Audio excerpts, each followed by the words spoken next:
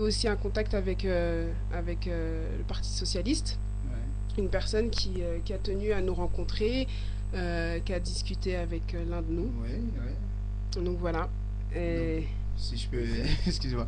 Donc, si je peux rajouter, c'est que oui, il y a plein de partis politiques qui viennent nous voir, qui envoient des gens en mission pour venir nous dévier de notre route, en fait, changer de chemin et nous dire, voilà, de laisser les gens agir à notre place.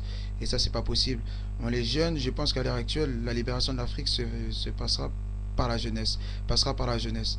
C'est parce que nos parents, en fait, ont eu l'habitude, malheureusement, de laisser les choses se faire. Et nous, les jeunes, on a cette fouille. On n'a pas peur du danger. On est là, on est prêt à aller sur le terrain, on est prêt à aller manifester même quand c'est interdit. On est prêt à aller discuter même avec son voisin, même s'il ne nous aime pas, et dire les vérités en face. Et c'est ça qui les trouble, parce qu'on dit les vérités en face. On a décidé de s'appeler Africains mais citoyens français, ils ne s'attendaient pas à ça. On a décidé de lancer une pétition binationaux, ils ne s'attendaient pas à ça. Ils pensaient que les gens allaient pas prendre ça au sérieux. Mais au jour d'aujourd'hui, on est au cœur du problème. On est au cœur du problème parce que même au football, ceux qui se disent être bons français, malgré qu'ils ont la peau noire, ils ont fait une différence. Ils se sont dit oui que lui il est français et l'autre est noir.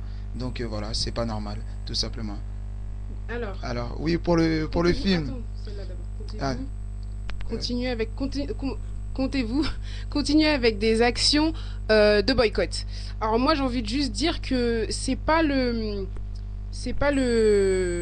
la nature, l'essence même, enfin c'est pas notre but, voilà, c'est pas l'objectif de d'Africains mais citoyens en fait, de mener des boycotts. Après effectivement, on peut porter main forte et on peut manifester notre mécontentement et manifester notre désaccord. Ça, bien sûr, par des moyens de pression, par des courriers envoyés, par des mises en garde. Euh, ce qu'on fait depuis, il y a voilà des mises en ce garde à qu'on fait faire. depuis, des mises en garde et puis protester. Comme ça, on ne pourra pas dire que la communauté africaine n'a pas réagi sur tel ou tel problème qui la concernait. Parce que c'est vrai que c'est souvent ce qui est dit, qu'on n'est pas intéressé, qu'on ne s'intéresse pas. Et bien, on est au 21e siècle et nous, maintenant, on a décidé de s'y intéresser. Et sérieusement. Et quand on s'intéresse, on s'intéresse. Jusqu'au bout. Jusqu'au bout. Je voudrais même rajouter par rapport au boycott du film. C'est quoi le film? Casse? Case départ. Casse départ. Je trouve que c'est du vrai foutage de gueule. Parce que pour la première fois qu'on parle de. Non, je suis désolé de le dire, mais c'est du foutage de. De Donc bip. voilà, de bip. Je pense que ce qui s'est passé en Afrique, et du fait qu'on a été des esclaves, il faut le dire, c'est pas une chose à prendre à la rigolade. On ne rigole pas dessus, on ne rigole pas sur la Shoah, on ne rigole pas sur des choses qui nous font souffrir, même jusqu'au jour d'aujourd'hui, parce qu'on est toujours vu comme une race inférieure. Je suis désolé de le dire. Donc moi, je ne peux pas rire en regardant ce film-là.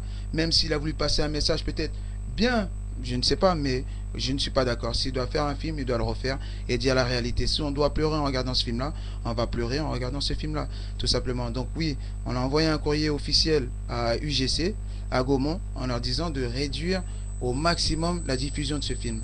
Et si on attend leur réponse, s'ils décident de ne rien faire par la suite, ben on sera sur le terrain comme au Stade de France et montrer qui on est. Et j'espère que tout le monde sera là ce jour-là, tout simplement.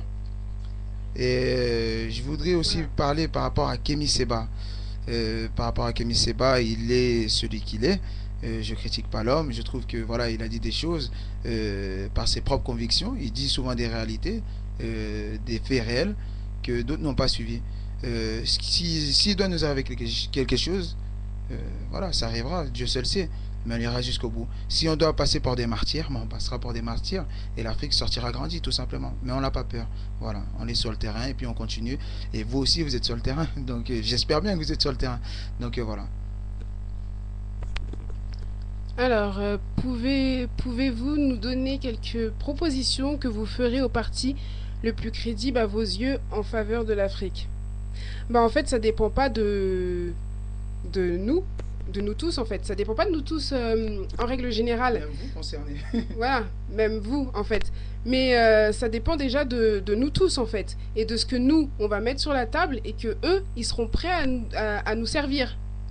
Parce que on peut pas savoir au jour d'aujourd'hui, on peut pas savoir lequel est le plus crédible. Ils ont sorti leur campagne et j'ai envie de dire, Où est l'Afrique?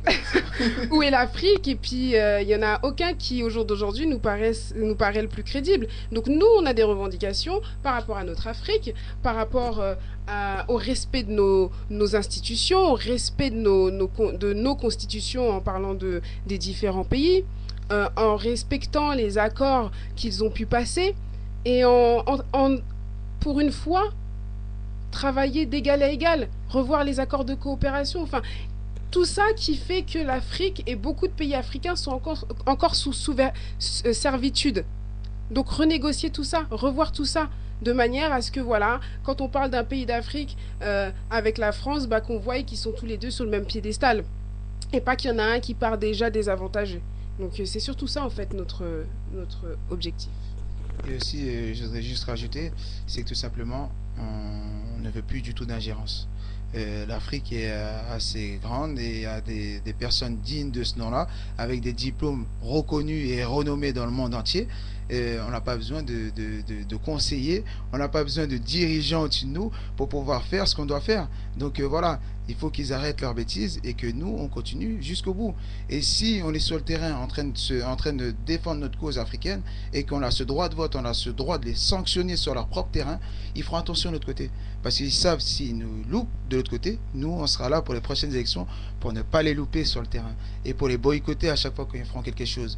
Parce qu'ils pourront arrêter une seule personne, mais plus on est nombreux, et plus ça serait dur de remplir toutes les prisons de France, surtout surtout qu'ils sont, ils sont blindés. Donc voilà.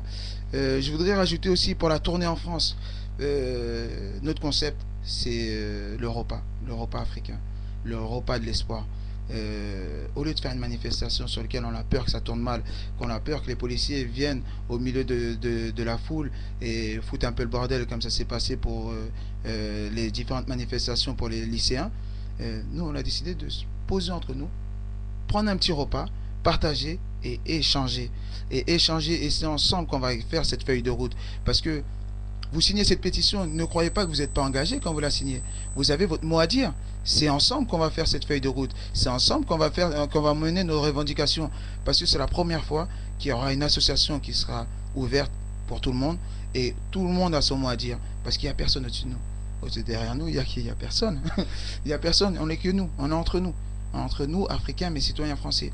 Tout le monde a son mot à dire. Si vous voulez rentrer dans la danse, si vous voulez être plus... si vous voulez encore plus ancrer dedans, venez. Venez, n'hésitez pas, on a besoin de bras, on n'est pas assez nombreux. On a pas mal de gens, on a pas mal d'Africains à faire ouvrir les yeux. Donc venez nous aider, c'est important. Parce que c'est pas nous qui allons décider pour vous, c'est nous tous ensemble qu'on va faire changer les choses, tout simplement. Merci.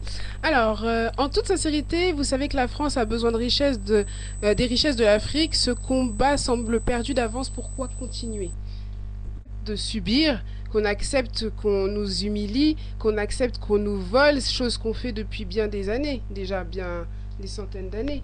Nous, on ne demande pas que de fermer nos frontières et puis de chasser tout le monde et d'arrêter la coopération avec les pays occidentaux. C'est pas ça qu'on demande. Nous, on demande l'équilibre des échanges.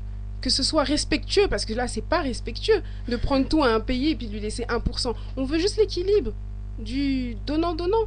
Quand eux, ils font des accords de coopération avec les États-Unis, ils vont pas me dire que les États-Unis leur prennent 80% et puis leur laissent 20%. Pareil pour la Chine, tout ça. Nous aussi, on a le droit de devenir pays émergents. Moi, quand j'allais à l'école, le Brésil, l'Inde et tout, c'était des pays en voie de développement, comme nous. Il y a à peine 10 ans, là. Et puis voilà, nous, on est encore en voie de développement, et puis eux, ils sont émergents. Ben, nous aussi, il faut qu'on émerge. Mais pour pouvoir émerger, il faut que notre ancienne puissance coloniale, eh ben, elle arrête. Qu'elle nous cède un petit peu du marché, qu'elle accepte qu'on puisse faire des accords de coopération égales avec les autres pays, et notamment avec elle. Je voudrais juste rajouter, parce que je vois souvent, il y a des personnes qui disent que ce combat sera perdu d'avance. S'il est perdu d'avance, alors pourquoi se plaindre? Pourquoi se plaindre quand vous allez au travail et puis on vous dit que vous allez toujours rester qu'un simple employé? Pourquoi vous allez vous plaindre quand les policiers vous contrôlent, vous, parce que vous êtes de peau noire, et ils laissent le blanc juste à côté de lui passer? Pourquoi on vous demande à chaque fois votre pièce d'identité? Pourquoi on vous demande de quelle origine vous êtes, que vous êtes de nationalité française? Pourquoi continuer à faire tout ça si vous pensez que le combat est perdu d'avance? Donc on doit se résigner, on doit plus rien dire et on doit subir ce qu'on doit subir.